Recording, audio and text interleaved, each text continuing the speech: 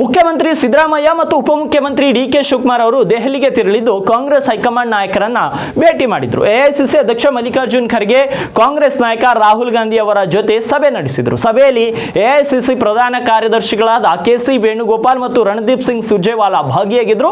ಸಭೆಯಲ್ಲಿ ಸಿಎಂ ಮತ್ತು ಡಿಸಿಎಂಗೆ ಮಹತ್ವದ ಸೂಚನೆಗಳನ್ನು ಹೈಕಮಾಂಡ್ ನಾಯಕರು ನೀಡಿದ್ದಾರೆ. ಸಭೆಯಲ್ಲಿ ಏನೆಲ್ಲ ವಿಚಾರಗಳು ಚರ್ಚೆ ಆದವು ಎನ್ನುವುದನ್ನು ಕ್ವಿಕ್ ಆಗಿ ನೋಡೋಣ.